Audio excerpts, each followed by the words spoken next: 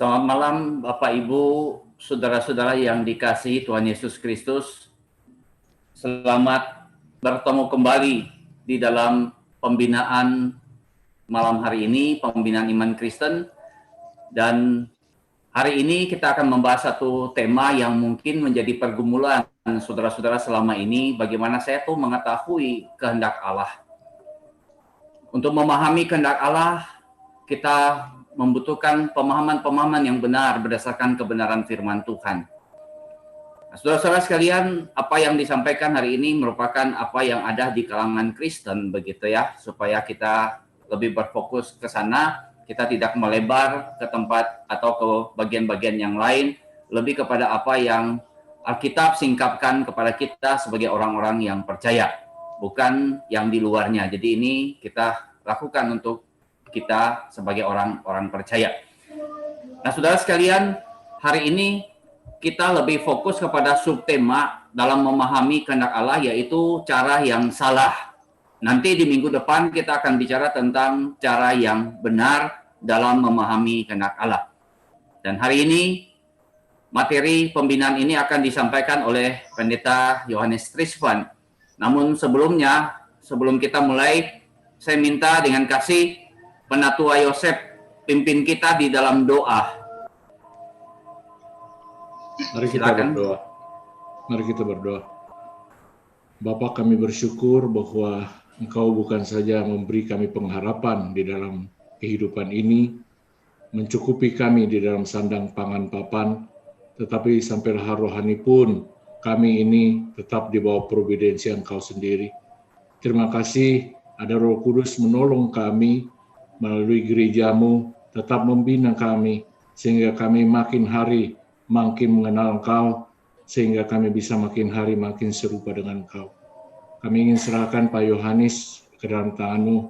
Mari Tuhan, Kau kuduskan mulutnya, biar Engkau tambah hikmatnya, supaya melalui dia kami dapat mendengar suara-Mu sendiri.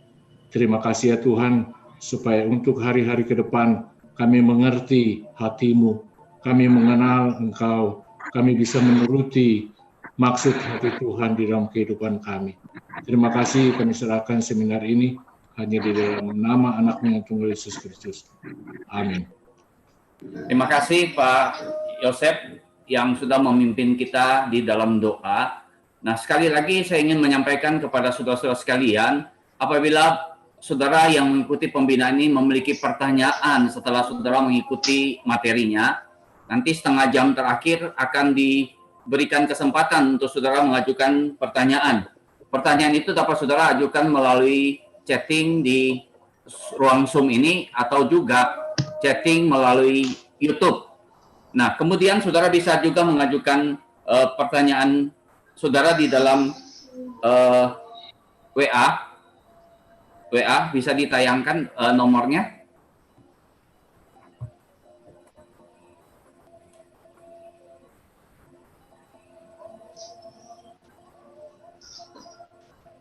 Ada nomor teleponnya. Oke, nanti nomornya setelah materi disampaikan kita akan sampaikan kepada saudara sekalian.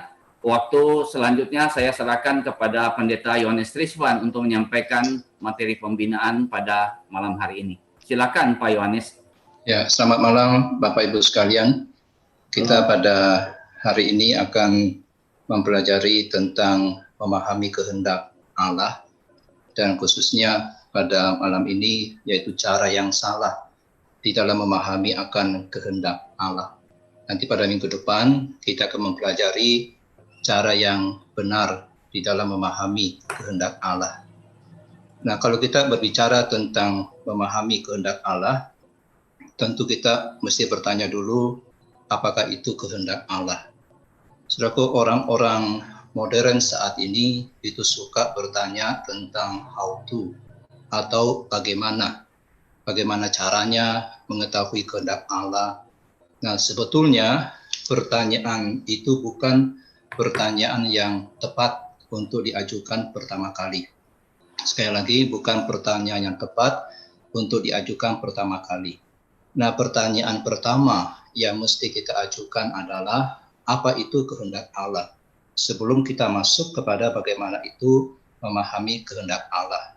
Jadi kalau kita mengetahui apa itu kehendak Allah, kita akan bisa membuat atau mempelajari langkah-langkah yang praktis di dalam menjawab bagaimana memahami kehendak Allah. Nah, oleh karena itu kita akan membahas terlebih dahulu tentang apakah itu sih kehendak Allah. Saudara, dalam Perjanjian Baru ada dua kata Yunani yang dipakai untuk kata kehendak Allah, yaitu boleh dan telema. Nah, boleh ini biasanya merujuk pada rencana Allah berdasarkan pertimbangan rencana yang sudah ditentukan sebelumnya, dan ini tidak fleksibel. Nah, Lukas gemar memakai dengan cara ini seperti yang ada tertulis dalam Kisah Rasul pasal yang kedua ayat 23. Di situ dikatakan, dia yang diserahkan Allah menurut maksud dan rencananya telah kamu salibkan dan kamu bunuh oleh tangan bangsa-bangsa durhaka. Nah, di sini ketetapan Allah itu sangat tegas, tidak bisa disisihkan oleh tindakan manusia. Rencana Tuhan ini tidak bisa diubah. Sedangkan kata telema itu memiliki beragam makna. Nah, kata ini merujuk pada apa yang disetujui, apa yang diinginkan Allah, apa yang dimaksudkan Allah, apa yang dipilih Allah, atau apa yang diperintahkan oleh Allah. Nah, di sini kita punya gagasan tentang persetujuannya Allah, keinginan Allah, tujuan Allah, perintah Allah. Jadi kalau kita mau membagi kehendak Allah itu, kita bisa bagi atas dua bagian besar, yaitu boleh dan telema. Nah, kehendak Allah ini itu memiliki 4 definisi, tentu dari pembagian dua kata tadi. Ya. Ada 4 definisi. Yang pertama, kehendak Allah yang bersifat dekretif. Nah, kehendak dekretif ini adalah kehendak yang berdaulat, yang pasti terjadi, di mana Tuhan akan melaksanakan apapun yang dia kehendaki melalui ketetapan ilahinya. Misalnya, dalam penciptaan, ketika Tuhan berkata, jadilah terang, maka terang pun jadi. Nah, ini merupakan perintah yang berdaulat daripada Tuhan, dan terang itu pasti muncul. Ketika dia mengeluarkan perintah atau ketetapan itu, maka mustahil terang itu tidak muncul. Terang harus jadi. Allah tidak meminta supaya terang itu bersinar. Allah juga tidak membujuk atau merayu supaya terang itu ada. Manusia tidak memiliki kehendak yang seperti itu. Jadi tidak ada kehendak manusia yang manjur seperti itu. Kita mengeluarkan keputusan, belum tentu keputusan kita itu bisa jadi. Hanya Tuhan yang bisa melakukan hal seperti itu 100%. Nah, contoh lain dalam Alkitab mengenai ketetapan dekretif daripada Allah adalah Ayub pasal 14 ayat yang kelima. Dikatakan, jikalau hari-harinya sudah pasti dan jumlah bulannya sudah tentu padamu dan batas-batasnya sudah kau tetapkan sehingga tidak dapat dilangkahi. Jadi sudah ditetapkan. Mazmur 33 ayat 11 dikatakan, tetapi rencana Tuhan tetap selama-lamanya, rancangan hatinya turun-temurun. Yesaya 46 ayat 10, yang memberitahukan dari mulanya hal yang kemudian dan dari zaman purbakala apa yang belum terlaksana, yang berkata, keputusanku akan sampai dan segala kehendakku akan kulaksanakan. Nah, itulah kehendak dekretif daripada Allah. Dekret yang pasti jadi, dekret yang sudah ditetapkan oleh Allah, yang sudah diputuskan oleh Allah. Yang kedua, yaitu kehendak Tuhan yang bersifat perseptif. Kehendak Tuhan yang bersifat perseptif. Nah, kehendak Tuhan ini dinyatakan dalam bentuk perintah-perintah yang dituliskan dalam hukum-hukumnya. Nah, ini disebut sebagai kehendak moral dari Allah. Sudah kehendak perseptif Allah ini itu tidak selalu terjadi. Jadi ketika Tuhan melarang, jangan mencuri. Itu apa yang Tuhan inginkan dalam larangan itu belum tentu terjadi. Karena tergantung pada manusia apakah mereka mau taat atau tidak. Nah, ini merupakan salah satu jenis dari kehendak Allah yang bersifat perseptif. Sudah berbeda dengan kehendak Allah yang bersifat dekretif, di mana terang itu pasti muncul. Tapi dalam kehendak yang bersifat perseptif ini, manusia itu bisa menolak kehendak itu. Manusia bisa mencuri. Saudara, Tuhan menghendaki agar kita tidak berdosa. Tuhan berkehendak agar kita tidak memiliki Allah lain di hadapannya. Agar kita mencintai akan Tuhan, mencintai sesama kita, agar kita bisa menahan diri untuk tidak mencuri dan tidak lakukan perzinahan. Tapi dunia ini kenyataannya dipenuhi dengan penyembahan berhala, dengan kebencian, pencurian, ketamakan, perzinahan. Kehendak Tuhan itu tidak dilakukan. Tapi ada satu hal yang perlu diperhatikan dalam perintah yang perseptif ini, yaitu tetap ada konsekuensi ketika kita tidak mematuhi perintah Allah ini. Setelah kita memang bisa melanggar akan perintah ini, tetapi kita tidak bisa membatalkan perintah ini dengan mengabaikannya. Jadi hukumnya itu tetap ada, apakah kita patuh atau tidak patuh, dan itu tetap punya konsekuensi dalam hidup kita. Nah, di satu sisi, kehendak moral ini atau kehendak perseptif ini adalah bagian dari kehendak yang dekretif. Jadi Allah secara berdaulat sudah menetapkan bahwa hukumnya itu harus ditegakkan, harus didirikan, dan tidak ada yang bisa menghancurkan hukumnya itu. Hukumnya ada sama pastinya dengan terang. Yang berbeda hanyalah kita bisa mematuhi dan kita bisa menolak. Dalam kehendak dekretif, kita ini pasif. Tetapi dalam kehendak yang perseptif ini, kita ini aktif dan kita ini bertanggung jawab.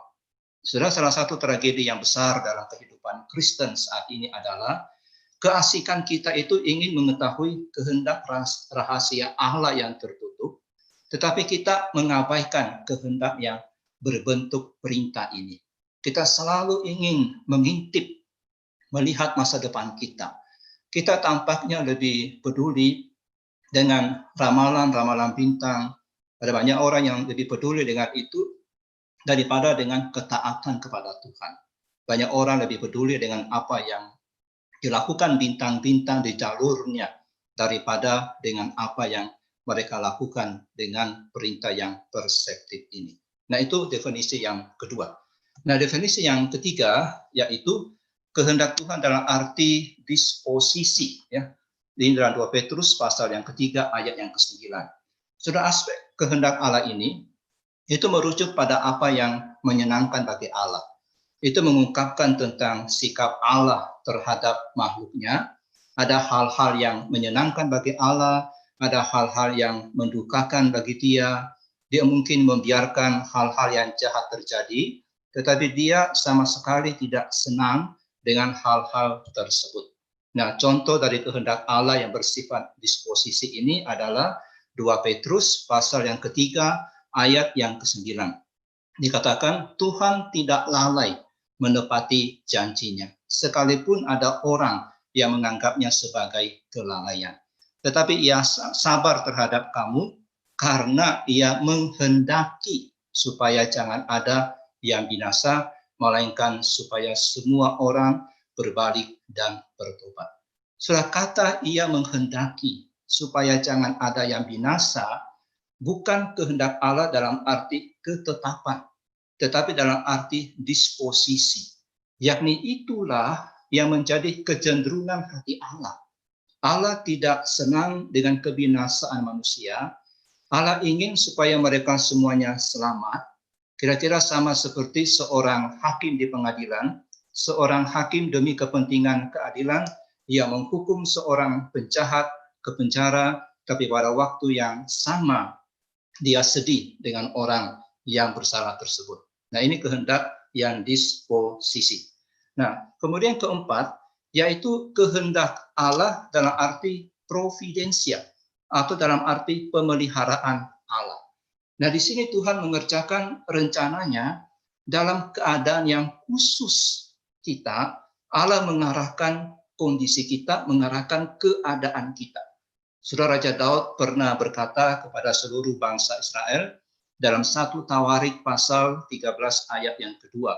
Dia berkata, jika kamu anggap baik dan jika diperkenan Tuhan Allah kita, baiklah kita menyuruh orang kepada saudara-saudara kita yang masih tinggal di daerah-daerah orang Israel, dan di samping itu kepada para imam dan orang-orang Lewi yang ada di kota-kota yang dikelilingi tanah penggembalaan mereka, supaya mereka berkumpul kepada kita. Nah, di sini Daud sedang mengatakan bahwa rencananya itu bergantung kepada providensia Allah yang membuat itu terjadi. Itu bergantung kepada keadaan di mana Tuhan akan mengarahkan itu, tergantung kepada orang-orang yang terlibat di dalamnya. Tapi kalau Allah yang mengarahkan itu, maka pasti ada orang-orang dari daerah-daerah lain yang dapat diminta untuk berkumpul.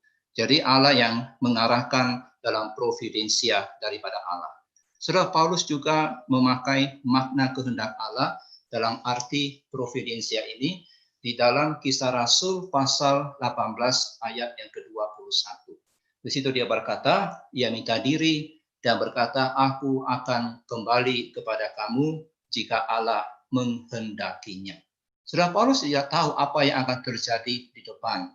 Dia mungkin bisa kembali ke Efesus dan juga mungkin tidak akan kembali ke Efesus. Semua itu tergantung bagaimana Tuhan buka jalan, tergantung dari providensia Allah, tergantung dari pengarahan dari Allah. Nah, demikian juga dengan Yakobus. Dia berkata dalam Yakobus pasal yang keempat ayat 15, sebenarnya kamu harus berkata, jika Tuhan menghendakinya, kami akan hidup dan berbuat ini dan itu. Artinya, jika itu ada dalam providensia atau dalam pemeliharaan arahan Allah, maka kita akan merencanakan lakukan ini dan itu. Tentu ada banyak faktor yang bisa membuat rencana itu berjalan dan juga bisa membuat rencana itu gagal, dan oleh sebab itu bergantung kepada providensia daripada Allah, bergantung daripada arahan Allah. Nah, yang terakhir, yang kelima, istilah kehendak Allah ini itu merujuk kepada keinginan spesifik menunjuk kepada kehendak Tuhan yang merujuk pada keinginan spesifiknya Allah dalam situasi kita. Jadi itu kehendak Allah dalam hidup kita, dalam situasi kita, dalam setiap pergumulan kita, di dalam rencana kita, dalam tujuan-tujuan kita. Nah, itu kehendak Tuhan yang merujuk pada keinginan spesifik Allah pada situasi-situasi yang kita hadapi. Nah, saya kira saudaraku, di dalam pengertian inilah kata ini kita pakai untuk memahami kehendak Tuhan. Yang kita ingin tahu adalah apa sih keinginan spesifik daripada Tuhan dalam situasi saya pada saat ini. Nah, kalau kehendak dalam arti dekret atau ketetapan, kita sudah tahu. Demikian juga kehendak dalam arti perseptif atau hukum-hukum moral Allah, itu ada tertulis di dalam Alkitab. Dan kehendak Tuhan dalam arti disposisi atau apa yang menyenangkan Tuhan, apa yang mendukakan hati Tuhan, kita juga sudah tahu, itu ada tertulis di dalam Alkitab. Kehendak Tuhan dalam arti providensia, kita menunggu waktunya Tuhan. Kalau memang Tuhan buka jalan, maka itu yang akan terjadi. Nah, kehendak Allah dalam definisi, dalam kalimat, dalam definisi yang kelima inilah yang seringkali digumulkan manusia dan banyak orang berusaha untuk mengetahui kehendak Tuhan ini di dalam hidupnya. Dalam Alkitab, kita menemukan istilah ini digunakan sebelum kedatangan Roh Kudus pada hari Pentakosta. Nah, berikut ini ada beberapa contoh dari umat Allah yang mencari kehendak Allah bagi diri mereka. Musa memberitahu kepada papa mertuanya dalam Keluaran 18 ayat 15 sampai 16 bahwa bangsa Israel datang kepadanya untuk meminta petunjuk Allah. Murid-murid Tuhan Yesus bingung ketika mereka mesti menentukan siapa yang akan menggantikan Yudas sebagai rasul. Mereka butuh kehendak Tuhan dan mereka berdoa. Dan dalam Kisah Rasul pasal 1 ayat 24, mereka berkata, Tuhan, Engkaulah yang mengenal hati semua orang. Tunjukkan kiranya siapa yang Engkau pilih dari kedua orang ini. Nah, membuat keputusan adalah inti dari hidup kita, saudara. Nah, ini berhubungan dengan kehendak Allah dalam definisi yang kelima ini.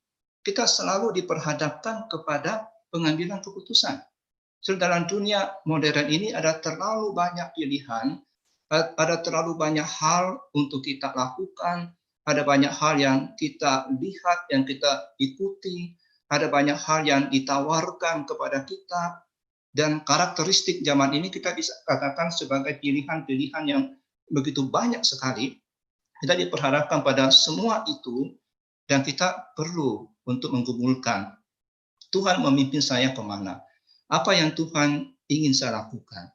Kita perlu tahu bagaimana membuat keputusan-keputusan yang baik, keputusan-keputusan yang bijaksana, yang sesuai dengan tujuan Allah bagi kita. So, tetapi amat disayangkan, saat ini ada banyak sekali orang Kristen yang salah di dalam memahami kehendak Tuhan. Kehendak Tuhan itu dicari seperti orang-orang yang tidak mengenal Allah, dan seperti cara umat Allah memahami kehendak Allah sebelum turunnya Roh Kudus dan sebelum lengkapnya Alkitab kita. Nah, kita akan melihat cara-cara yang salah di dalam memahami kehendak Tuhan ini.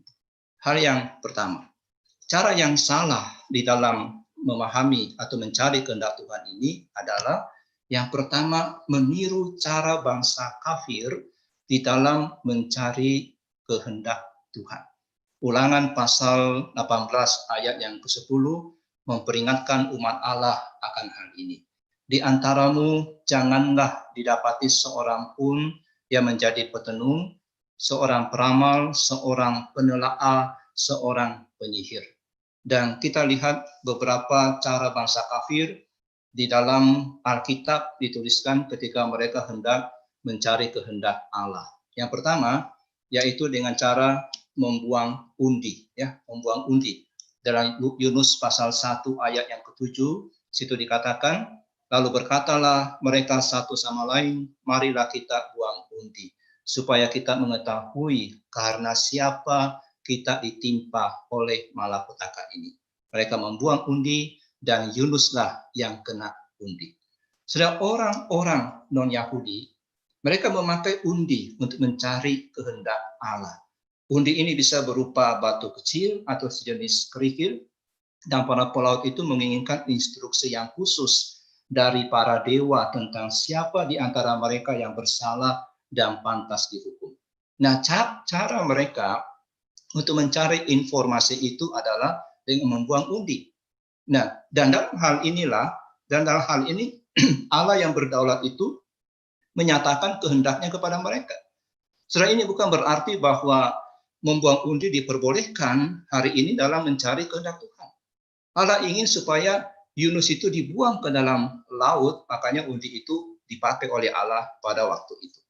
Nah, cara yang kedua yang dipakai oleh bangsa kafir pada waktu itu, yaitu mencari kehendak Allah mereka, yaitu dengan hepatoskopi. Ini terdapat dalam Yehezkiel 21 ayat 21. Ini sebuah metode meramal dengan memakai hati dari hewan yang dikorbankan, bahkan kadang-kadang hati manusia. Jadi orang-orang non-Yahudi itu percaya bahwa ingatan dan kecerdasan itu berada di hati. Mereka memiliki ilmu membaca hati. Hati adalah organ yang dianggap terberat dalam tubuh, dan mereka berasumsi bahwa jika Tuhan akan mengungkapkan pikirannya kepada manusia, maka dia akan melakukannya melalui organ yang paling berat dan paling penting, yaitu hati. Nah, ini sama ketika orang-orang membaca telapak tangan untuk mengetahui masa depan. Para imam kuno mempelajari hati dan usus untuk menentukan pikiran para dewa. Mereka akan mengorbankan seekor domba dan membaca bentuk hati untuk melihat apa yang Tuhan katakan kepada manusia. Ada banyak teks kuno yang menuliskan cara untuk membaca hati binatang yang dikorbankan, dan mereka kemudian ada catatan-catatan khusus untuk menghadapi situasi yang unik. Jadi ada ilmunya yang bisa dipelajari. Nah, orang-orang non-Yahudi ini dahulu memakai hepatoskopi ini sebagai hal yang paling terutama pada masa perang atau kelaparan. Dan sudah lazim bagi para imam untuk menyembelih selusin domba, kemudian hatinya diambil bukan untuk disate, tapi dipelajari bentuknya dan mereka berharap akan menemukan tanda-tanda yang sama pada beberapa hewan, dan kalau memakai semakin banyak hati dan tandanya ada yang mirip-mirip semakin banyak, maka mereka akan semakin yakin itu kehendak dewa mereka. So, metode ini seperti ini tidak jauh beda dengan orang Kristen yang meminta tanda khusus dari Tuhan. Tuhan berikan kepada saya tanda khusus. Tuhan tolong saya ketika saya nanti keluar dari kantor, maka perempuan yang pertama tersenyum pada saya, itulah yang Tuhan kehendaki menjadi jodoh saya misalnya. Dan ketika dia keluar, ternyata yang tersenyum orang gila. Saudaraku, sama-sama metode ramalan. Sama-sama meminta Tuhan itu bekerja secara supranatural untuk mengungkapkan kehendaknya. Nah, ini metode selanjutnya adalah yang dikenal sebagai metode rhabdomansi atau memakai panah. Juga ada dalam Yehezkiel 21 ayat 21. Jadi Yehezkiel 21 ini itu sekaligus memakai beberapa bentuk dalam mencari kehendak dewa.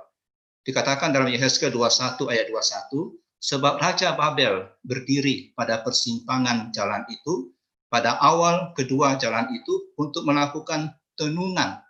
Ini cara yang pertama, tenungan.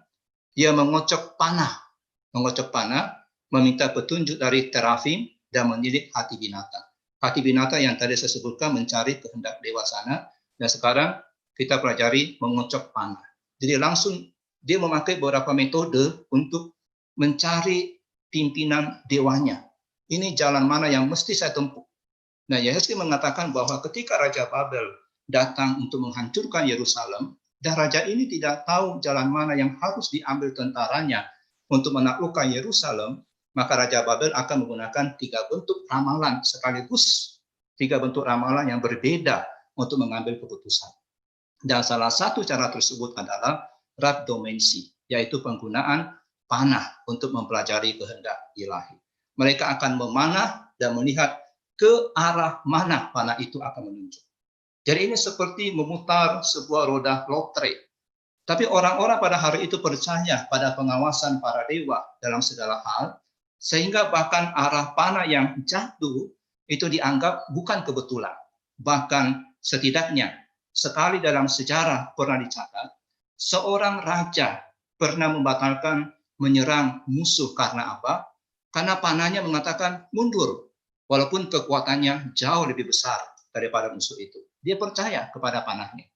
Saudaraku, ini kurang lebih mirip dengan seorang wanita ya yang memberitahukan bahwa dia itu tidak yakin apakah Tuhan menghendaki dia pergi ke Israel atau tidak pergi ke Israel.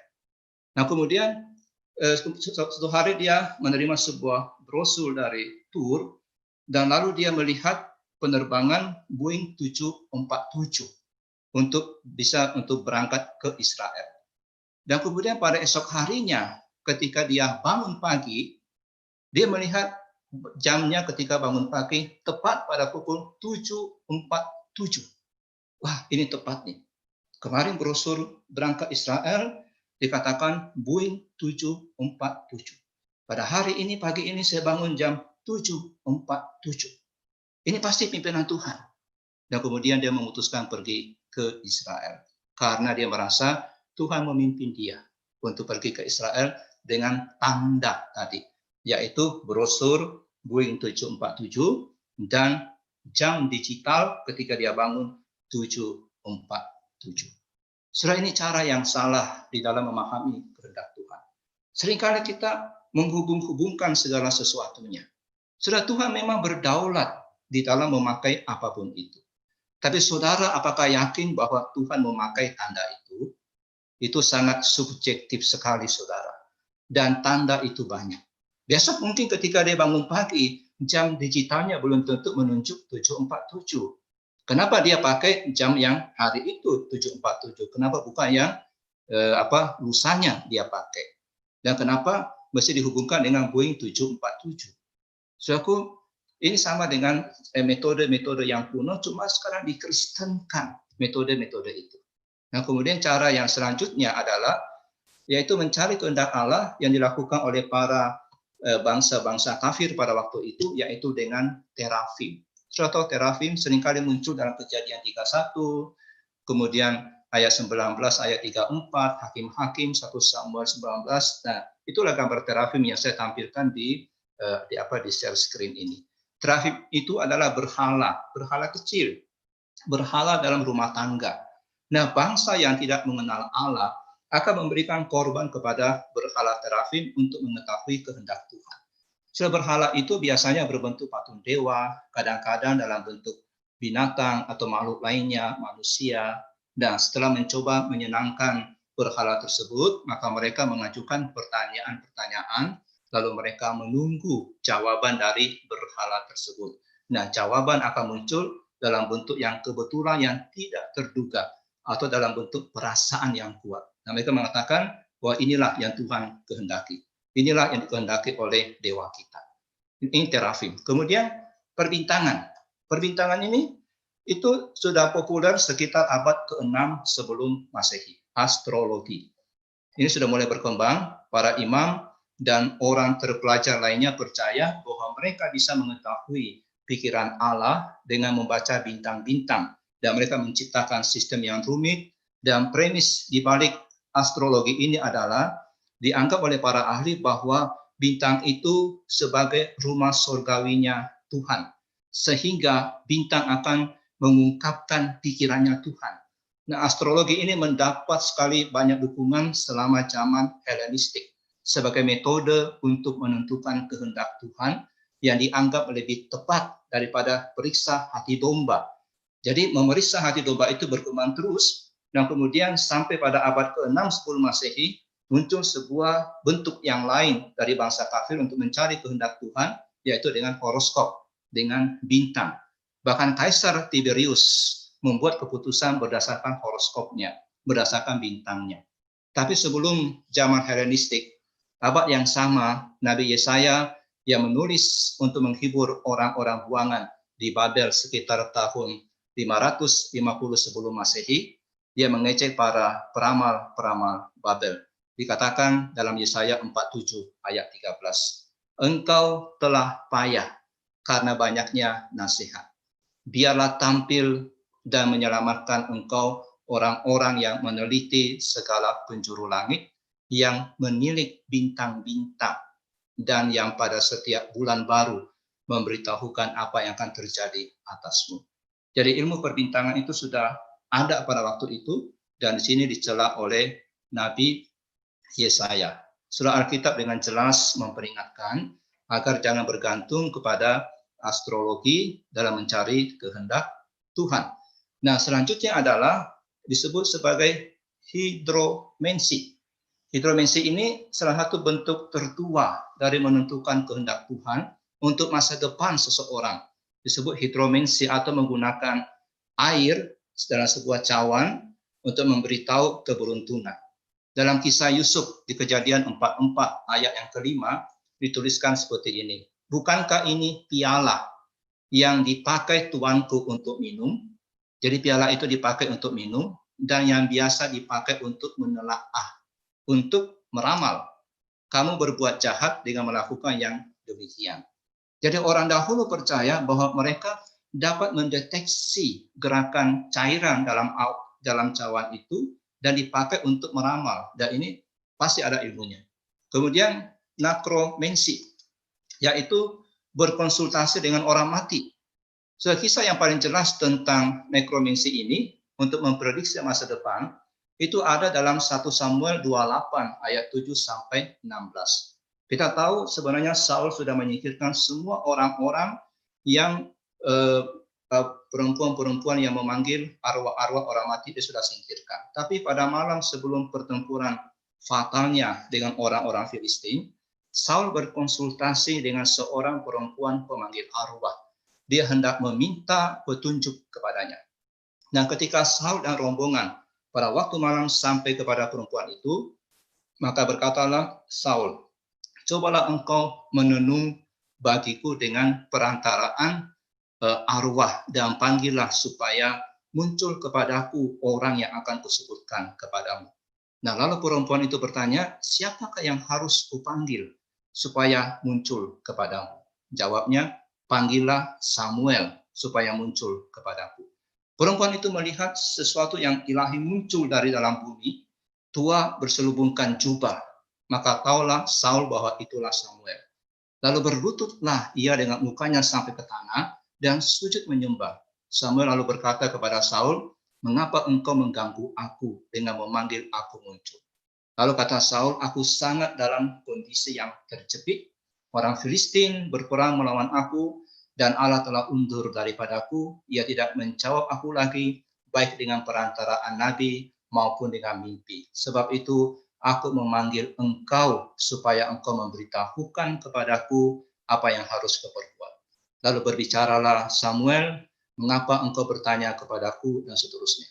Saudara mengatakan bahwa ini peristiwa imajinasinya Saul saja dan imajinasi perempuan peramal itu. Alasannya adalah perempuan pemanggil arwah tersebut melihat Samuel tetapi tidak mendengar Samuel. Sedangkan Saul itu mendengar Samuel tetapi tidak melihatnya. Ada juga mengatakan ini adalah iblis yang menyamar sebagai Samuel. Soal ini memang satu ayat yang sulit, tapi saya setuju dengan satu pandangan yang mengatakan bahwa ini adalah penampakan Samuel. Tuhan mengizinkan Samuel muncul kembali untuk bertemu dengan Saul. Kejadian ini ternyata begitu mengagetkan si pemanggil arwah, sehingga dikatakan dia berteriak dengan keras. Kenapa dia berteriak? Karena dia tidak pernah mengalami pemunculan seperti itu. Jadi Tuhan sendiri yang memunculkan Samuel untuk menegur akan Saul. Sudah kita tahu bahwa kebiasaan para pemanggil arwah adalah mereka akan panggil arwah dan mereka berbicara atas nama arwah. Atau mereka akan kerasukan, ada yang pura-pura, ada yang betul-betul kerasukan oleh roh jahat. Mereka akan mengubah suara mereka, atau suara mereka akan berubah menjadi media daripada arwah itu untuk berbicara kepada pelanggan mereka. Itu bisa setan yang memakai akan para pemanggil arwah itu. Tetapi para pemanggil arwah itu hanya berbicara sebagai wakil, medium dalam suara. Nah, tapi kali ini si perempuan ini bukan sebagai medium. Orang itu betul-betul muncul, kelihatan dan terdengar. Nah, itulah sebabnya perempuan pemanggil arwah ini berteriak dengan keras. Bukan dia yang memunculkan Samuel, bukan. Kalau dia memunculkan Samuel, dia nggak akan kaget. Tapi Tuhan yang memunculkan Samuel, kemudian memberitahukan perempuan itu Saul, karena Saul waktu itu menyamar. Dan perhatikan ayat 15, saudara. Ayat 15 mengatakan, lalu Samuel berkata kepada Saul. Saudara, ini adalah ayat narasi. Ini pembicaraan, ini bukan ayat yang menceritakan pembicaraan orang-orang dalam narasi. Ini merupakan si narator sendiri yang menuliskan. Si penulis dari kitab 1 Samuel yang menuliskan.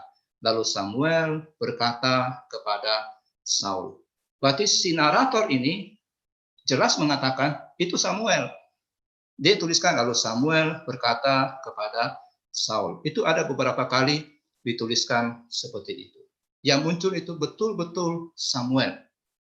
Dan kita sulit menafsirkan berbeda ini karena si narator sendiri yang tuliskan hal itu. Lagi pula Tuhan Yesus pernah memunculkan Musa dan Elia di dalam Matius 17 ayat yang ketiga dalam peristiwa transfigurasi Tuhan Yesus. Sudah dua kemunculan ini, baik dalam kitab 1 Samuel maupun dalam kitab Matius, itu menunjukkan kedaulatan Allah. Tapi dua kemunculan ini tidak boleh membuat kita lupa bahwa Tuhan itu membenci orang-orang yang berusaha berkomunikasi dengan arwah orang mati. Komunikasi dengan arwah adalah kejijikan bagi Tuhan. Imamat 19 ayat 31 dan pasal 20 ayat yang ke-6. Fakta bahwa Tuhan bisa membawa mereka muncul tidak berarti keinginan untuk bawa orang mati muncul itu adalah sesuatu yang benar. Orang Kristen tidak bisa memakai metode ini untuk mencari mengetahui kehendak Tuhan. Saya melihat arwah misalnya dari papa saya, dan dia berkata, saya mesti menjual rumah saya. Atau penjaga kuburan berkata, semalam arwah mamamu datang pada saya dan mengatakan, kamu harus renovasi kuburan dari mama. So, kita mesti ingat kemunculan arwah ini berkaitan dengan bangsa Israel dalam perang melawan Filistin. Demikian juga dalam Matius munculnya Musa dan Elia, itu adalah peristiwa besar di mana Elia dan Musa sedang diskusi dengan Tuhan Yesus. Ketiga arwah itu muncul bukan untuk memberitahukan nomor lotre, memberitahukan investasi apa, bukan memberitahukan jodoh, tapi memberitahukan apa yang akan terjadi atas bangsa Israel melawan Filistin, bagaimana nasib Saul, yakni dia akan mati. So, kita sudah melihat bagaimana cara bangsa kafir mencari kehendak Allah. Tetapi sangat disesalkan saudara, bahwa sekarang ini masih banyak orang mencari kehendak Allah dengan cara-cara seperti itu, yakni memakai binatang, memakai ilmu astrologi, pemanggilan arwah.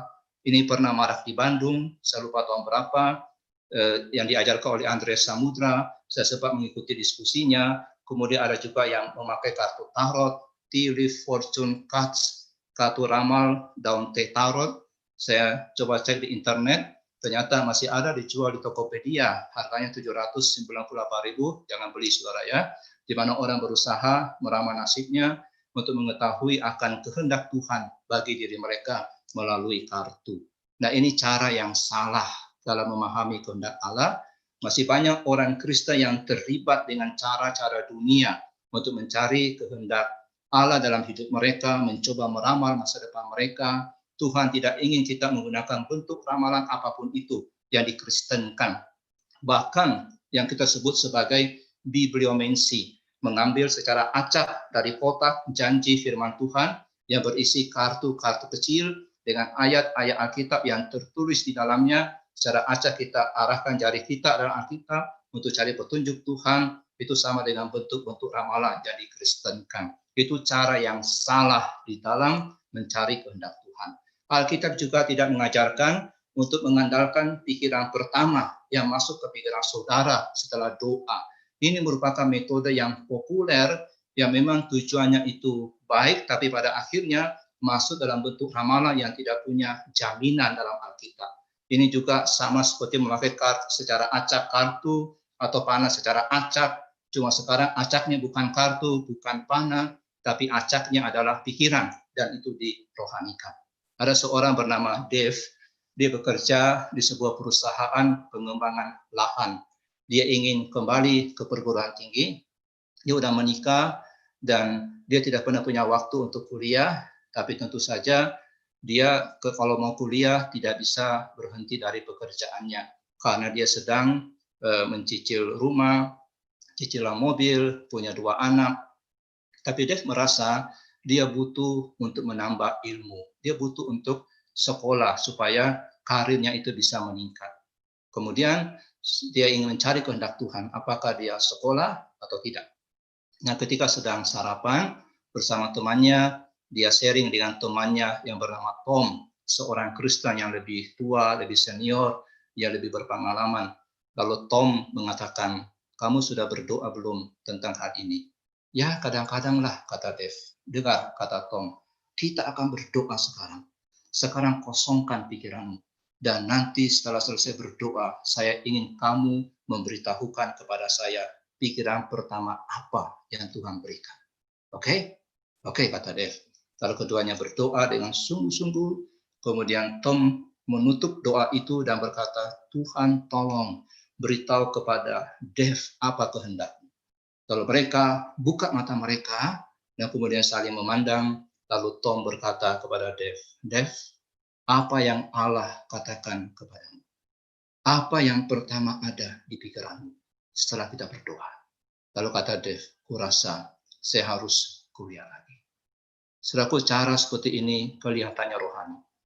Tetapi ini seperti mencari kehendak Tuhan dengan panah, dengan membuang undi. Cuma bedanya diterapkan dalam pikiran.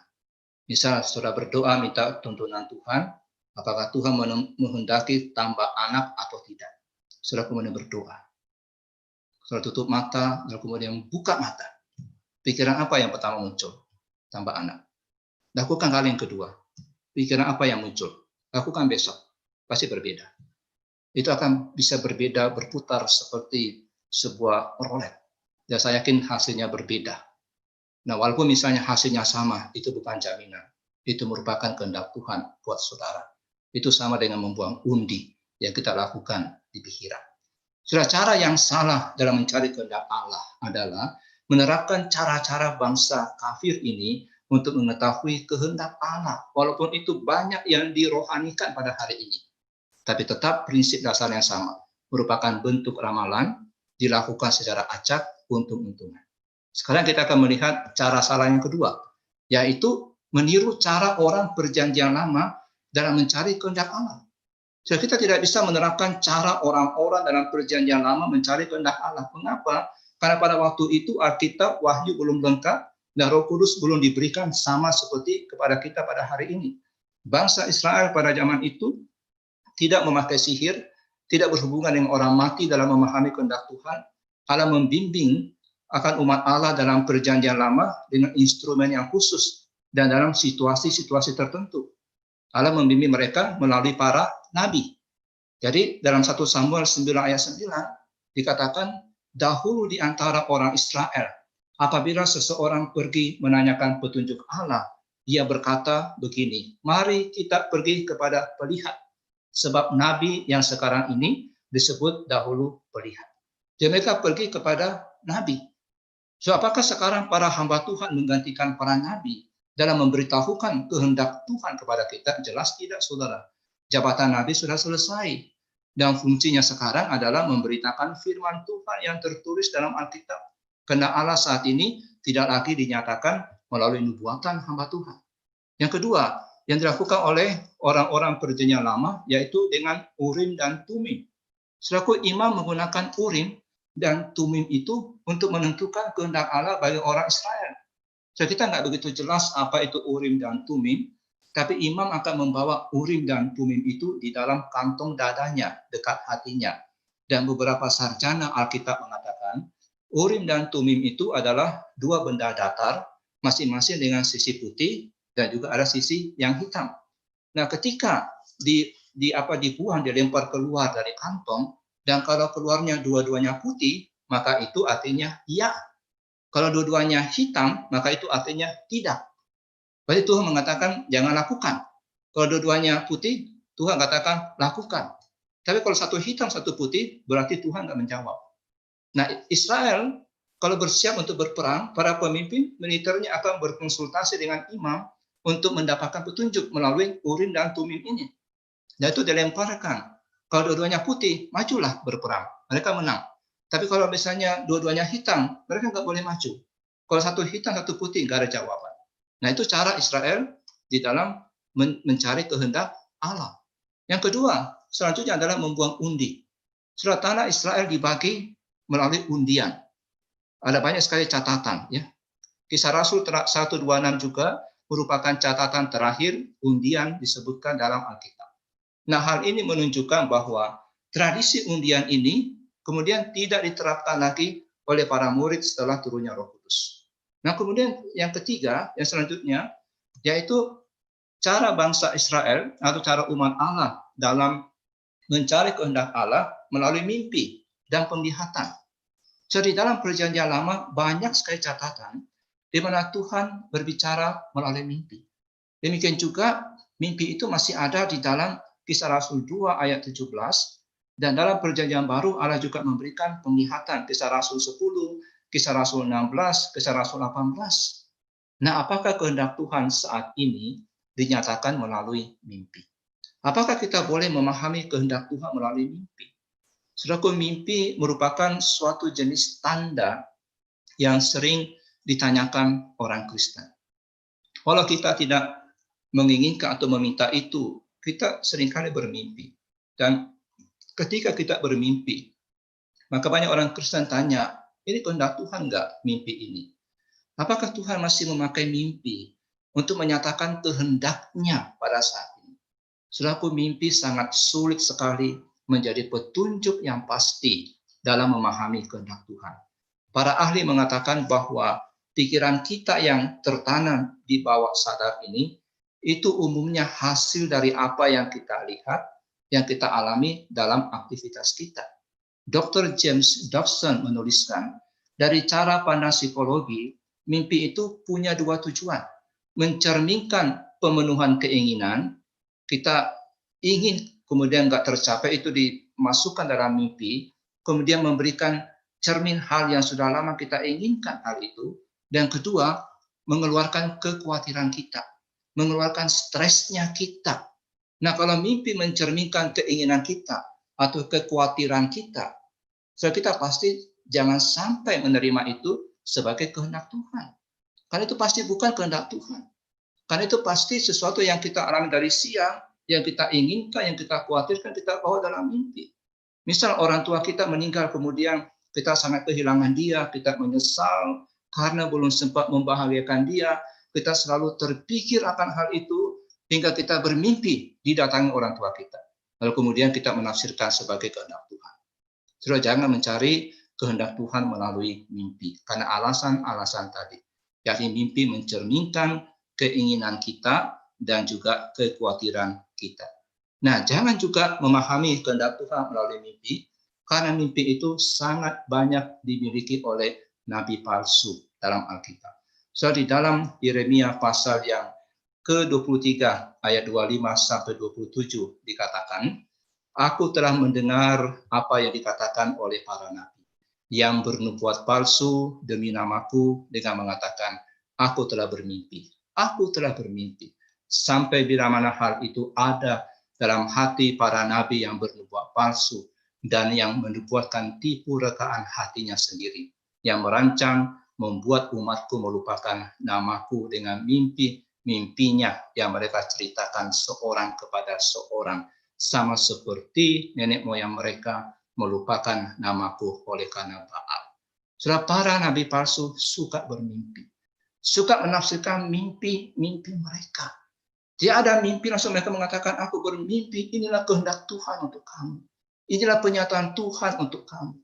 So, hati-hati kalau ada orang yang sudah anggap begitu rohani, yang mengatakan dia bermimpi dan menyampaikan kehendak Tuhan kepada saudara. Pernah ada seorang hamba Tuhan yang saya kenal dengan baik, yang mengatakan kepada seorang wanita, dia berkata, saya bermimpi, dan Tuhan berkata, engkau jodoh saya. So, menakutkan saudara. Firman Tuhan menegur keras nabi-nabi yang memakai mimpi untuk menipu umat Allah. Nabi atau hamba Tuhan yang sejati tidak menafsirkan mimpi-mimpinya, tidak memberitahukan mimpinya sebagai kehendak Tuhan. Tapi apa yang dilakukan oleh nabi yang sejati ini? Dalam ayat 28 sampai 29 dikatakan, dan nabi yang beroleh firmanku, biarlah menceritakan firmanku itu dengan benar. Apakah sangkut paut jerami dengan gandum? Demikianlah firman Tuhan. Bukankah firmanku seperti api? Demikianlah firman Tuhan, dan seperti palu yang menghancurkan bukit batu. Jadi letakkan saudara kepercayaan kita di dalam firman, bukan di dalam mimpi. Dan kemudian cara dari orang Israel untuk mencari kehendak Tuhan melalui tanda. Contoh favorit adalah doa dari hamba Abraham yang diutus untuk mencari jodoh bagi Ishak anak Abraham. Ketika hamba itu tiba di tujuan, dia berdoa minta tanda, dan kemudian tanda itu diberikan. Contoh lain, Jonathan, anak Raja Saul. Dia berdoa meminta tanda. Dan mungkin yang paling populer adalah Gideon. Dia minta tanda, dan Tuhan memberikan dia tanda. Nah, ketika Gideon menerima tanda-tanda itu dari Allah, hal tersebut tidak menunjukkan bahwa imannya besar. Sebaliknya, hal tersebut menyatakan bahwa dia itu kurang iman. Dan tentu saja ini bukan contoh dalam mencari dan memahami kehendak Tuhan. Sudah ada orang Kristen yang meminta tanda ketika akan beli mobil, akan berinvestasi dalam produk baru, akan memilih sekolah, dan keputusan semacam itu dia buat meminta tanda daripada Tuhan. Sudah, Tuhan itu mempedulikan kita, dan Tuhan ingin kita berjalan dalam hubungan yang benar dengan Dia, bukan dalam ketidakpercayaan sampai harus minta tanda. Dan selain memakai undi ketika memilih Matius, para rasul tidak lagi meminta tanda dalam memahami kehendak Tuhan. Dan selain itu, mereka bahkan tidak pernah mengisyaratkan bahwa orang Kristen harus mencari tanda-tanda sebagai sarana untuk memahami kehendak Allah.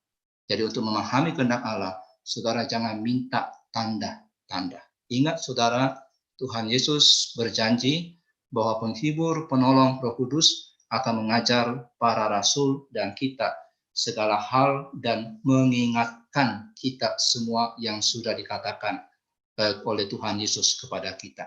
Tuhan Yesus tidak pernah mengajar gerejanya untuk menggunakan tanda-tanda seperti yang dilakukan Gideon.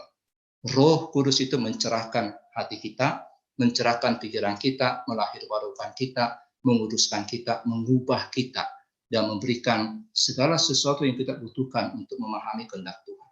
Saudara, Tuhan memimpin umatnya pada hari ini, itu bukan melalui tanda, tapi melalui sarana rahmatnya, tuntunannya yang kita akan bahas minggu depan. Meminta tanda adalah cara orang Kristen yang malas dalam mencari kehendak Allah. Itu tidak butuh usaha. Dan hampir tidak ada pengembangan karakter dalam pengenalan akan Tuhan. Tuhan itu punya program bimbingan yang berbeda dengan perjanjian lama, dengan orang-orang perjanjian lama, apalagi dengan orang-orang yang kafir. Setelah Alkitab itu ditulis dengan lengkap dan setelah turunnya Roh Kudus. Tidak ada contoh mencari atau menemukan kehendak Allah secara eksplisit melalui tanda setelah para murid membuang undi, memilih Matias sebagai pengganti Yudas. Ada visi dan wahyu setelah itu, tapi tidak pernah dalam konteks secara eksplisit mencari kehendak Tuhan. Setelah Pentakosta, tidak ada contoh gereja yang mencari kehendak Allah melalui salah satu bentuk ramalan seperti yang tercantum di atas. Metode Allah untuk mengungkapkan pikirannya kepada kita, kehendaknya kepada kita, dalam situasi yang membingungkan. Dan sebelum Pentakosta, itu saudaraku, itu tidak normatif bagi gereja. Itu bukan metode yang kita harus ikuti, yang kita boleh ikuti. Sebelum Pentakosta, itu bukan metode yang kita boleh ikuti.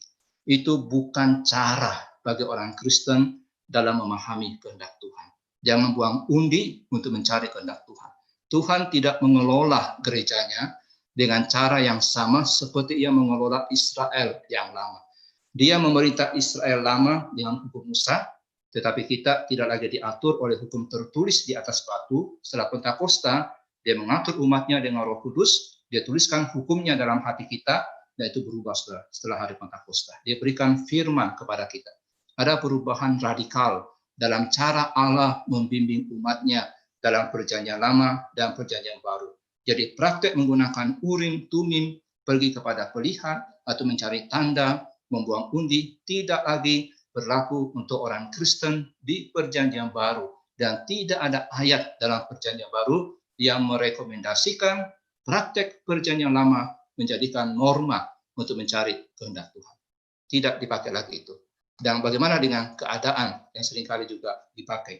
Para nabi Israel menafsirkan kemakmuran mereka, kesengsaraan mereka sebagai bukti dari kutuk Allah dan juga bukti daripada berkat Allah untuk mereka. Kitab Yesaya dibuka dengan celaan bahwa Israel yang pada waktu itu sudah dikuasai oleh Asur terlalu bodoh untuk memahami bahwa kesengsaraan mereka berasal dari Tuhan. Demikian juga Hagai dikatakan dalam tulisannya, kamu bekerja mati-matian, tapi tidak ada hasil. Itu bukti kamu dihukum oleh Tuhan. Tapi nggak bisa juga lantas memakai semua kondisi yang buruk itu sebagai tanda hukuman Tuhan. Karena di sisi lain kitab Pengkhotbah memperingatkan supaya jangan menafsirkan keadaan. Ada orang yang tidak berdosa kemudian mendapat kondisi yang buruk. Jadi keadaan juga mesti berhati-hati. Kita tidak boleh mencari kehendak Allah semata-mata dengan melihat keadaan. Keadaan tidak bisa berdiri sendiri. Cepat menafsirkan sebuah keadaan itu hal yang berbahaya. Kita mesti melihat dengan iman akan ke depan. Ada orang yang sedang menyetir mobil di Washington DC dan suatu hari mobilnya mogok di depan kedutaan Filipina. Dia lantas mengambil kesimpulan, Tuhan memberikan pada saya tanda melalui keadaan ini, saya harus pergi menjadi misionaris ke Filipina. Jangan terlalu cepat menafsirkan keadaan untuk memahami kehendak Tuhan. Saudara, kita sekali lagi sebagai kesimpulan tidak bisa memahami kehendak Tuhan seperti peramal-peramal memberitahukan kepada seseorang bagaimana nasib ke depan, kamu jangan bepergian selama seminggu ini, kamu akan celaka, ini kehendak Tuhan untukmu, atau kamu mesti dagang apa, lain sebagainya. Enggak seperti itu, saudara. Memahami kehendak Tuhan dalam hidup ini bukan seperti peramal, tapi seperti sebuah perjalanan bersama dengan Tuhan. Memahami kehendak Tuhan bukan masalah meramalkan kehendaknya yang tersembunyi dalam hidup kita, menyingkapkan kehendaknya yang tersembunyi untuk hidup kita. Bukan seperti itu. Tapi memahami kehendak Tuhan adalah berjalan setiap hari bersama-sama dengan Tuhan dalam iman dan kepercayaan, dan itu diungkapkan satu demi satu untuk kita. Ini seperti domba yang dipimpin gembalanya, seperti lampu sorot mobil yang berjalan. Kita nggak bisa tahu langsung di depan itu ada apa, tapi kita mesti bergerak, kita mesti berjalan, dan kita nggak sendiri, kita dituntun. Inilah mengikuti Tuhan. Ikut Tuhan berdasarkan pada hubungan kita dengan Dia, lebih daripada tanda-tanda yang diberikan kepada kita. Dia adalah gembala dan kita adalah dombanya. Dan para teolog menyebut hidup ini dengan keyakinan bahwa tidak ada yang lebih penting daripada punya hubungan dengan Tuhan. Nah, daripada mencari bimbingan khusus, tanda khusus dari Tuhan, maka lebih baik kita mengandalkan kedekatan kita dengan Tuhan. Semakin kita hidup dalam kekudusan, semakin kita dekat dengan Tuhan, kita semakin tahu akan pilih yang mana. Semakin kita nggak kudus, jauh dari Tuhan, kita semakin gelap apa yang Tuhan inginkan. Jadi saudara, ketika kita bertanya-tanya tentang tawaran pekerjaan mana yang harus diambil, kita nggak menjalani seperti contoh di atas dan berharap Tuhan langsung bicara kepada saya. Kamu jadi politikus, kamu jadi pedagang, sebaliknya kita dengan penuh doa, periksa motivasi kita berelasi dengan Tuhan, dan kita akan dituntun langkah demi langkah, dan kita akan tahu inilah cara yang harus kita tempuh. Dan di sisi yang lain, ada orang Kristen yang gagal untuk menyadari Tuhan itu membimbing umatnya di masa lalu itu berbeda dengan di masa sekarang. Caranya itu berbeda, saudara. Hari ini Tuhan bimbing kita melalui firman, melalui tuntunan Roh Kudus, dan kita adalah domba-dombanya. Dan program daripada bimbingan Allah menawarkan kepada kita program satu hubungan relasi dengan Tuhan. Saya kira inilah yang disebut dengan tinggal bersama di dalam Kristus. Jadi memahami kehendak Tuhan dalam arti seperti itu, bukan dalam seperti yang tadi saya ungkapkan begitu banyak contoh. Nah, pada minggu depan kita akan mempelajari tentang cara yang benar di dalam memahami kehendak Tuhan. Saya kira sesi ini untuk minggu ini sampai di sini, dan minggu depan kita akan lanjutkan dengan memahami kehendak Tuhan dengan cara yang benar. Silakan saya kembalikan kepada moderator. Terima kasih buat Pak Yohanes dalam memberikan sebagian firman Tuhan yang sudah kita kenal, untuk kita boleh memahami kehendak Allah. Khususnya minggu ini kita memahami kesalahan-kesalahan. Pak Yohanes, ada beberapa pertanyaan mungkin diajukan. Buat saudara-saudara yang akan mengajukan pertanyaan, silakan bisa melalui WA di nomor 0816602015 atau bisa chat via Zoom ini atau melalui YouTube. Silakan pertanyaan akan disampaikan. Pak Yohanes, ada pertanyaan yang masuk. Pertama adalah Allah sendiri memakai tanda begitu ya Pak. Maksudnya Tuhan menuntun orang Majus untuk datang bertemu dengan Tuhan Yesus begitu. Nah, mungkin apa tanggapan Bapak? Maksudnya apakah sepertinya pada perjanjian baru apakah Tuhan diam dan hanya memakai firman, atau Tuhan masih memakai tanda-tanda juga begitu Pak? Ya, sama seperti yang tadi saya katakan Pak, bahwa tanda-tanda itu tidak berlaku untuk di dalam setelah Alkitab itu selesai ditulis dan setelah turunnya akan Roh Kudus. Tuhan tidak memakai tanda-tanda itu lagi, dan tanda-tanda itu hanya dalam peristiwa-peristiwa yang khusus aja. Tentu juga, dan tidak ada dinyatakan juga di dalam mencari kehendak Tuhan secara pribadi, tapi ini berkaitan dengan Mesias ya. Kalau orang Majus itu itu berkaitan dengan lahirnya Kristus. Jadi tanda itu nggak bisa jadi kampang-okang. Bahkan undi pun setelah waktu mereka memilih pengganti daripada Yudas pun itu sudah nggak bisa dipakai lagi akan undi itu. Jadi tanda itu terbatas pemakaiannya hanya di dalam pada masa-masa penulisan Alkitab itu saja. Oke. Sekarang itu, Pak. Oke. Silakan ajukan pertanyaan Anda. Kami akan sampaikan ini kepada Pak Yohanes, bisa melalui WA yang tercantum atau melalui chat, melalui Zoom atau melalui YouTube. Jadi kita mencari kehendak Tuhan itu tidak bisa dengan tanda-tanda seperti itu ya Pak. Iya, karena itu tidak ada kepastian Pak ya. Kalau kita kemudian mencoba untuk menafsirkan setiap apa yang kita lihat sebagai tanda daripada kehendak Tuhan, itu sangat subjektif sekali. Dan itu secara biblika juga sudah tidak dinyatakan lagi ya di dalam penulisan surat-surat daripada Paulus ataupun juga dari surat-surat dari murid-murid yang lain, Petrus maupun juga Yohanes. Jadi itu hanya pada awal-awal aja.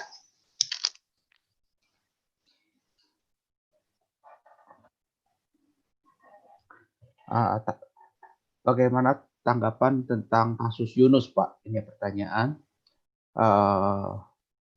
Pertanyaannya dalam kasus Yunus, caranya salah, jawabannya benar. Bagaimana menjelaskan hal ini? Apakah itu kebetulan, Pak? Maksudnya membuang undi tadi ya, Pak. Dan kebetulan, bukan kebetulan, pas memang kehendak Tuhan nyata bahwa Yunus dibuang begitu, Pak. Ya, betul saudara ya.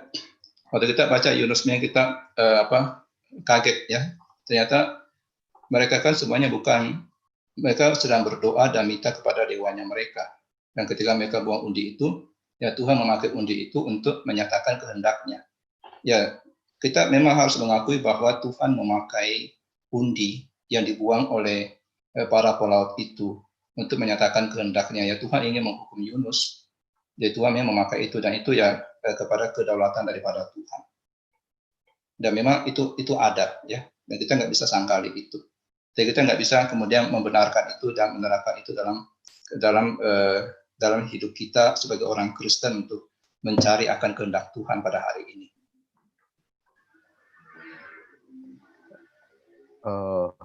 Tuhan bisa pakai segala cara walaupun salah begitu ya Pak? Ya pada waktu itu ya, dia untuk menyatakan kehendaknya. Iya. Bagaimana juga dengan peristiwa tentang Paulus ya Pak ya? Paulus pengen kemana tapi ternyata Tuhan menutup gitu ya, dan dia pergi ke tempat lain begitu Pak. Nah, bagaimana kita menafsirkan, apakah itu suara Roh Kudus atau bagaimana Pak? Ya Tuhan menutup jalan. Ya Tuhan pasti, makanya ini Tuhan seperti menyatakan kehendaknya melalui keadaan. Ya. Melalui keadaan Tuhan tutup jalan, Tuhan buka jalan. Jadi keadaan itu kita bisa perhatikan, kita bisa pertimbangkan ya, tapi jangan menjadi satu-satunya pertimbangan kita. Tentu ada banyak aspek yang juga kita mesti pertimbangkan. Nanti akan saya bahas minggu depan hal ini, aspek-aspek yang lain. Karena kalau kita hanya mengandalkan kepada keadaan, kita bisa salah di dalam menilai. Karena tiap orang bisa menafsirkan keadaan itu berbeda. Saya beri contoh, saya mungkin pernah sampaikan juga ini. Ada dua orang yang hendak melakukan perjalanan misi, menjadi misionaris, pergi ke sebuah tempat. Dan kemudian ketika mereka akan berangkat, kapal laut yang mereka akan pakai, perahu lah ya, itu kemudian terbakar. Nah, kedua misionaris ini melihat itu sebagai tanda daripada Tuhan, tapi dengan penafsiran yang berbeda. Misionaris yang pertama mengatakan, ini dari iblis nih, ya, iblis sedang melarang, menghadang, memberikan halangan, sehingga saya harus berangkat karena ini iblis yang bekerja menghalangi saya untuk menjadi misionaris, dan dia pun berangkat. Tapi misionaris yang kedua menafsirkan dengan berbeda. Dia mengatakan ini dari Tuhan, berarti Tuhan melarang saya untuk pergi jadi misionaris, dan dia nggak jadi pergi. dia menjadi seorang dosen. Nah, itu bisa ditafsirkan berbeda untuk keadaan itu. Ya, memang nggak bisa keadaan itu berdiri sendiri, nggak bisa. Itu mesti melalui sebuah pergumulan dan tentu ada hal-hal yang lain yang mesti dipertimbangkan. Ya, saya kira seperti itu, Pak. Oke. Pak, ini ada pertanyaan. Malam, Ya. Pak Yohanis. Mau klarifikasi saja. Menggunakan undi pada saat pemilihan Matias, boleh nggak, Pak? Tapi hal ini nggak berlaku lagi di masa sekarang. Apakah maksudnya begitu, Pak? Iya. Ya. Jadi waktu itu kan Roh Kudus belum turun, ya. Jadi mereka itu sedang mencari pengganti daripada Yudas. Dan mereka memakai metode perjanjian lama, memakai undi. Kan itu seringkali dipakai dalam perjanjian lama. Jadi metode itu nggak bisa dipakai lagi. Itu terakhir pemakaian undi itu ditulis, dicatat di dalam mencari pengganti daripada Yudas. Betul, nggak bisa dipakai lagi, ya. Nggak bisa dipakai lagi, ya, Pak. Iya. Atau ada yang mau pakai lagi? Bahaya, saudara. Bisa salah, bisa beda-beda hasilnya, ya. Nah, bagaimana, Pak, tentang keadaan sekarang dalam konteks hari ini? Bagaimana ketika kita memilih, misalkan ke majelisan, gitu ya, Pak? Iya. Kita berdoa, bagaimana dengan suara hati dan lain-lain? Bagaimana tanggapan Bapak, Pak? Iya. Saya mungkin kasih bocoran dikit aja untuk minggu depan, bahwa kehendak Tuhan sekarang ini itu bukan dinyatakan kepada pribadi saja, tapi kepada komunitas. Jadi itu dicek di dalam komunitas. Jadi bukan kepada pribadi. Jadi memang dalam misalnya pemilihan majelis, nah itu kan itu digumulkan oleh beberapa orang sekaligus di dalam. Jadi kehendak Tuhan pada hari ini memang melibatkan komunitas orang percaya. Itu penting sekali. Bukan pendapat pribadi begitu ya, Pak? Bukan, iya. Bukan pendapat pribadi. Dia melibatkan komunitas. Bahkan kita punya pergumulan pribadi juga, ya. Itu melibatkan komunitas juga. Dan kita makanya membutuhkan komunitas. Kita butuh gereja, kita butuh orang-orang percaya untuk bisa menolong kita dalam memahami kehendak Tuhan. Jadi itu bagian daripada kita bagian daripada tubuh Kristus. Nah, kita terikat di dalamnya dan Tuhan menyatakan kehendaknya melalui komunitas kita, melalui tubuh Kristus. Pak, tadi Bapak menyampaikan tentang kehendak Allah juga melalui providensi Allah ya, Pak? Iya. Apakah Allah juga mengizinkan, maksudnya kita ini salah mengambil keputusan begitu ya, Pak? Maksudnya dalam pimpinan dan tuntunan Tuhan, kita diizinkan untuk salah mengambil keputusan untuk kita semakin bertumbuh dalam Tuhan. Iya. Bagaimana? Jadi ada memang hal-hal yang ya kita memang bukan robot ya, kita bukan robot, dan Tuhan itu kita diciptakan sebagai orang yang punya kehendak untuk bebas memilih, dan memang ada yang Tuhan izinkan. Dia ada yang Tuhan izinkan, ada yang Tuhan tahan, ada yang Tuhan izinkan atau biarkan seperti itu. Nah, seperti misalnya Yunus, Tuhan kan menghendaki dia pergi ke Niniwe, tapi kemudian dia menolak. Ya Tuhan, Tuhan izinkan dia, maksudnya maksudnya Tuhan nggak memaksa dia untuk harus menerima itu, tapi setelah melalui satu pergumulan di dalam perut ikan, kemudian dia sadar dan kemudian dia pergi. Jadi memang ada izin daripada Tuhan. Ini berkaitan juga dengan kehendak Allah dalam definisi disposisi. Ya. Bahwa ini ada hal yang menyenangkan Tuhan ketika kita taat, kita ikuti kemauan Tuhan, kita tahu, nah ini menyenangkan Tuhan. Tapi kan ada yang melanggar juga, yang menjadi keinginan daripada Tuhan. Dia tidak ikuti, dia melanggar, ya kita diizinkan untuk mengalami kondisi yang buruk yang kita tentu bertumbuh di dalam kondisi itu dan sampai pada sebuah waktu di mana kita kemudian menerima itu sebagai kehendak Tuhan. Ya samalah dengan panggilan seorang hamba Tuhan, ya. Dahulu saya dipanggil sebagai hamba Tuhan, awalnya saya menolak, kemudian ya saya sih nggak dibuang sampai ke perut ikan sih enggak ya, tapi kemudian oleh pergumulan doa dan banyak pertanyaan pergumulan akhirnya ya saya kemudian menerima akan panggilan itu. Jadi tetap sampai kepada apa yang Tuhan inginkan, kehendaki dalam hidup saya. Ya, saya punya rencana plan B ya, tapi plan A Tuhan tetap jalan. Lalu ada dalam ketidaktaatan, Tuhan punya plan tetap jalan dalam hidup saya. Dan hari ini saya yakin saya berada dalam kehendak Tuhan. Ya. Jadi pasti dalam providensia Allah tidak membuat kita ini binasa dalam dosa ya Pak. Tapi pasti kita akan bertobat kembali begitu ya Pak. Ya, itu pasti dalam providensianya. Dan, Pak, boleh nggak seorang anak Tuhan ini meminta tanda dalam zaman ini, dalam pergumulan yang rumit dan mendesak begitu ya Pak, yang membutuhkan sebuah pimpinan Tuhan untuk belok kiri atau belok kanan, boleh nggak dia mau minta tanda Pak? Iya, janganlah minta tanda ya. Saya mengatakan kita jangan meminta tanda untuk mencari kehendak Tuhan. Kehendak Tuhan itu kita mengerti melalui relasi. Ketika relasi kita baik dengan Tuhan, dalam dengan Tuhan, ya, kita akan jelas itu kehendak Tuhan. Kalau kita minta tanda, nanti kita akan membuat tanda sendiri dan kita anggap itu dari Tuhan. Bagaimana saudara bisa yakin itu tanda dari Tuhan? Dan Tuhan di dalam memimpi kita untuk menyatakan kehendaknya, dia itu memimpin seperti domba, gembala yang memimpin dombanya. Kita ikut gembala kita. Domba itu mendengar suara gembalanya. Kalau tanda itu adalah ketika seseorang minta tanda, itu tanda dari orang Kristen yang malas, kata saya tadi. Yang tidak mau bergumul bersama dengan Tuhan, ya, berjalan bersama dengan Tuhan. Ya, kalau waktunya udah mepet, pasti Tuhan gak pernah tidak menyatakan kehendaknya kepada kita. Pasti Tuhan berikan. Justru kalau dengan tanda itu kita bisa tersesat, kita bisa salah di dalam memahami kehendak Tuhan. Kita bisa salah. Kita mesti berhati-hati sekali dengan tanda-tanda.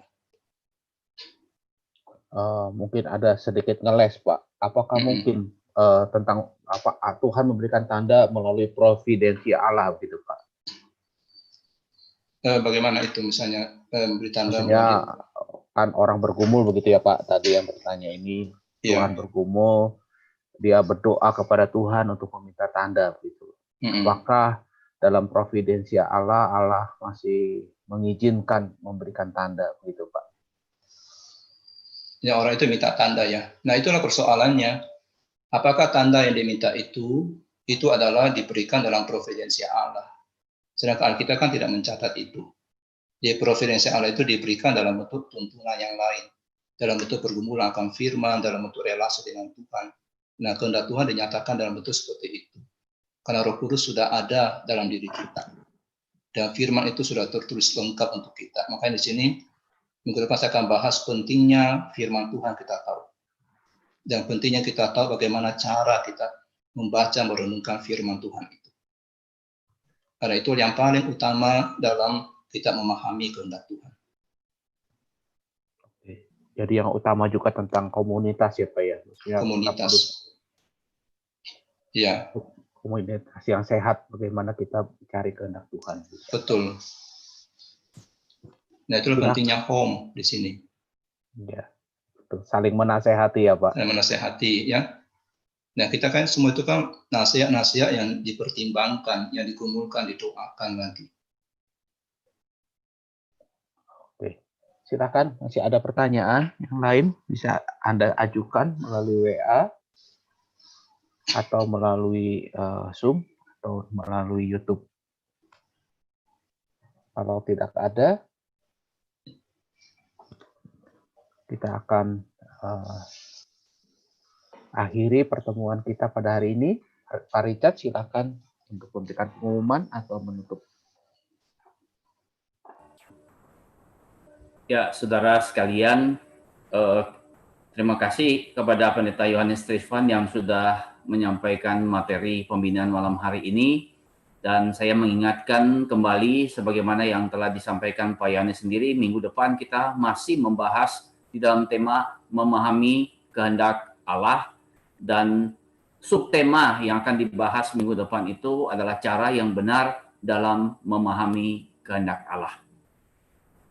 Nah, saudara-saudara, saya perlu memberikan pengumuman juga kepada saudara jemaat Tuhan GKIM Kaintong bahwa Minggu tanggal 5 kita sudah akan menyelenggarakan ibadah tatap muka atau ibadah konvensional bagi jemaat yang mau mendaftarkan, mau mengikutinya harus mendaftarkan diri ke TU Gereja.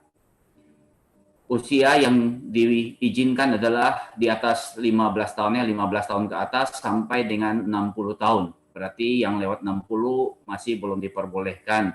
Nah, kenapa harus mendaftar? Oleh karena kita memberikan kesempatan untuk 100 orang saja beribadah di ruang gereja karena memang ada pembatasan sosial yang harus kita atur. Dan kepada Bapak Ibu Saudara yang sudah mendaftar diharapkan untuk datang lebih awal, jadi 30 menit sebelumnya. Jadi ibadah itu akan dilangsungkan pada pukul 9.30. Diharapkan saudara sudah ada di gereja itu pada pukul 9 sehingga bisa diatur segala protokoler dan lain sebagainya agar ibadah kita pun bisa berjalan dengan lancar dan tidak akan menimbulkan hal-hal yang tidak kita inginkan di kemudian hari.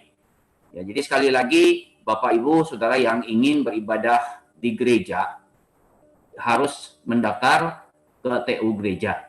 Ya, telepon saja ke gereja, kasih tahu nama saudara, alamat saudara, usia saudara.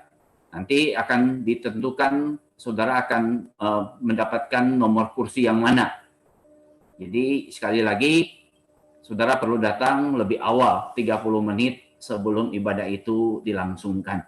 Nah, bagi Bapak Ibu Saudara yang belum mau ataupun usianya belum masuk di dalam kriteria ini, silakan saudara tetap beribadah di rumah, oleh karena kita tetap juga menjalankan ibadah online. Jadi live streaming akan tetap kita akan tayangkan di YouTube.